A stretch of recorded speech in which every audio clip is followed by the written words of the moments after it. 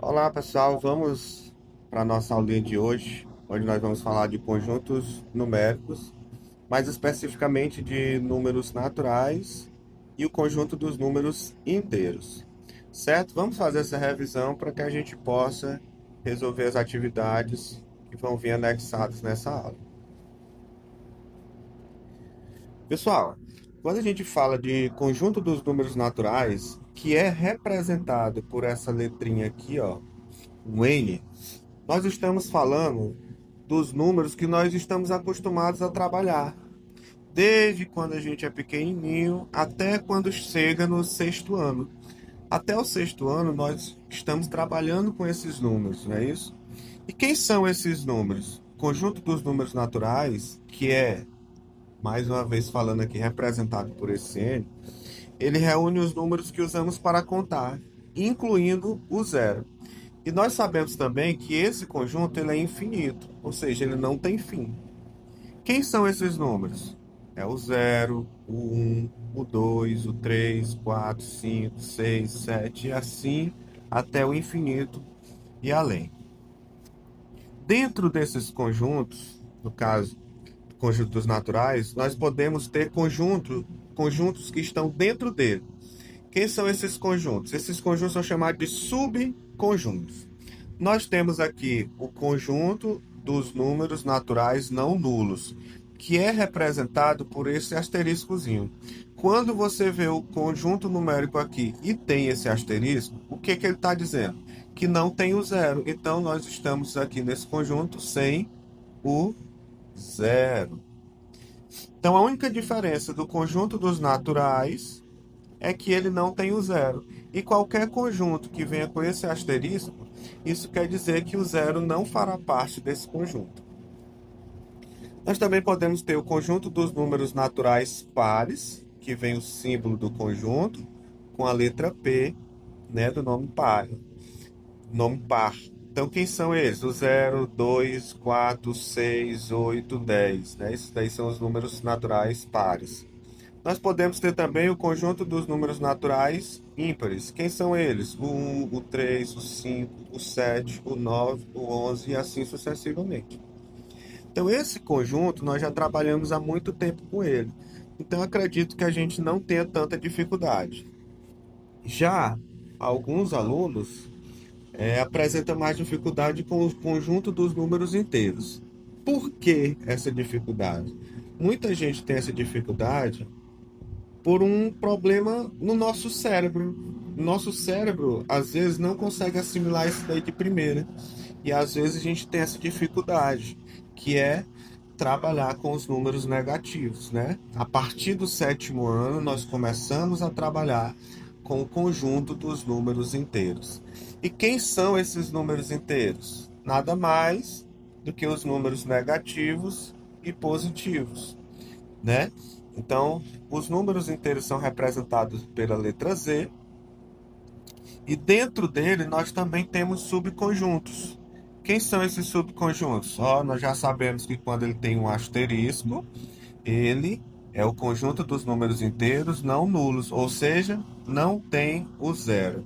Ele não apresenta o zero, certo? Não esquecer esse detalhe. Outra coisa, nós temos aqui os números inteiros e temos um sinalzinho de mais. Quer dizer que são os números inteiros positivos, não é isso? Os números inteiros positivos, então nós podemos notar que os números inteiros positivos é igual ao conjunto dos números naturais.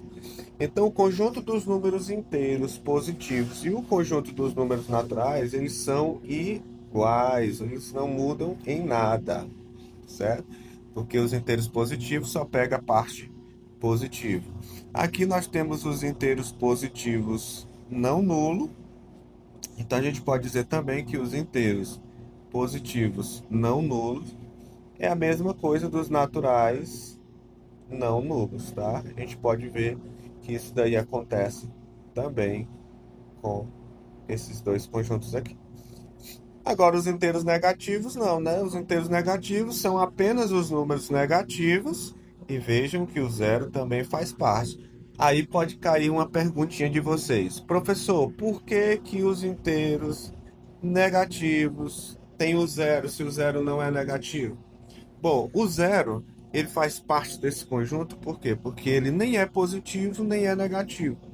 Mas ele fica aí como, tenhamos assim uma ideia de que o zero é o início dos positivos e o zero é o final do conjunto dos negativos. Então, o zero, ele nem é positivo nem negativo, mas faz parte dos dois conjuntos, certo? Além disso, nós temos os inteiros negativos, não números. Beleza. Até aqui é simples da gente compreender, é fácil de se entender. Porém, onde nós vamos ter alguma dificuldade é na hora de fazer a adição e a multiplicação. O que que acontece, gente? Muitas vezes os alunos eles têm dificuldade na adição e na multiplicação. Por quê? Porque eles querem aplicar a regra da multiplicação na adição. E isso nós não podemos errar. Por quê? Porque são duas regras diferentes. E na regra da adição é onde o nosso cérebro parece que dá um bug maior, é onde nós temos mais dificuldade de aprender. Por quê? Porque essa ideia de número negativo, nós não somos acostumados a fazer isso desde pequenos. Nós começamos a fazer esses cálculos a partir do sétimo ano, certo? Então vamos prestar atenção nessas regrinhas para que a gente não se confunda mais com elas. Inclusive, eu vou te dar uma dica para você nem precisar aprender essa regra que vem nos livros. Mas a que vem no livro é essa daqui.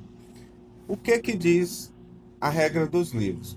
Quando os sinais são iguais, o que que você vai fazer? Você soma e repete o sinal. Por exemplo, se eu tiver mais 2 somando com mais 3, mais 2 mais 3, nós vamos fazer o quê? São sinais iguais, então eu vou somar o 2 com o 3, que fica 5, e vou repetir o sinal positivo. Já se for negativo, eu tenho menos 2 mais menos 3. Aí eu vou fazer o quê? Do mesmo jeito, eu vou somar, que fica 5, 3 mais 2, e vou colocar o sinal negativo. É assim que a gente faz quando nós temos os sinais iguais. Não é sinais iguais é positivo, sinais diferentes negativos. Isso é para multiplicação e tem gente que gosta de aplicar ela na adição. E aí é onde vem a dificuldade. Então muitas pessoas erram porque eles fazem essa troca. Agora presta atenção. Quando os sinais são diferentes, o que que eu vou fazer? Eu vou subtrair e conserva o sinal do maior valor absoluto. Quem é o maior valor absoluto? Gente, o valor absoluto, vamos falar no popular. O valor absoluto é o número sem sinal. Então nós vamos para olhar para o número sem o sinal, não levando em consideração se ele é positivo ou se ele é negativo. Vamos apenas ver o maior. Por exemplo, se eu tenho 2 positivo mais menos 3, olha, o maior é o 3, então ele é negativo, então eu vou conservar o negativo aqui. E aí, vou subtrair, ó, 3 menos 2 fica 1, então fica a resposta menos 1. Neste caso também, se eu pegasse agora e fizesse assim, ó, menos 2 mais 3, o que que fica? O maior é o 3, então ele é positivo. 3 menos 2 fica 1, e aqui fica a nossa resposta. Só que isso, o que que acontece? Muitos alunos, já disse, vão confundir a multiplicação com a adição. Para que isso não aconteça, você pode usar o método Tiagórico. Com o método Tiagórico, você não erra mais, é só você usar o seu dia a dia. Toda vez que você encontrar aqui, ó, o positivo, você vai pensar o seguinte: é o que eu tenho Você vai, no lugar de colocar o positivo, você vai pensar assim, eu tenho, ou então é um troco que eu tenho para receber. Onde tiver positivo, é o que você tem ou é o troco que você vai receber. E sempre que for negativo, você vai estar devendo. Negativo é o que eu estou devendo. Se no lugar de olhar para o positivo tu pensar assim, tu vai ver que fica mais fácil. Quer ver? Vamos fazer aqui uns exemplozinhos para a gente fixar isso daí na cabeça. Presta atenção aqui, ó. Mais 2 eu tenho, não é isso? Isso daqui é o que eu tenho. Aqui, ó, mais 5. Isso daqui é o que eu tenho.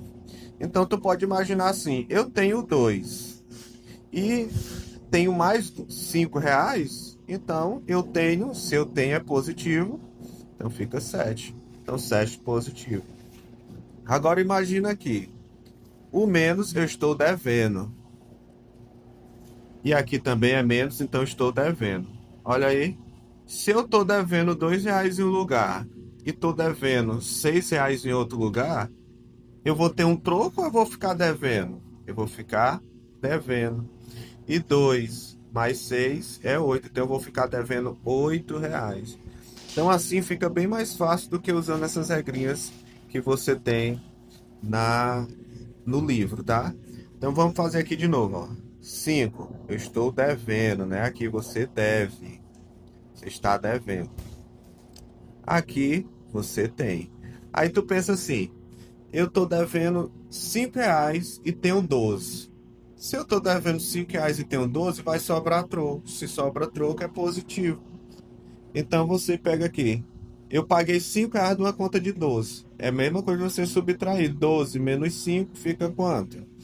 Ficam 7. Então você tem R$ 7 de troco.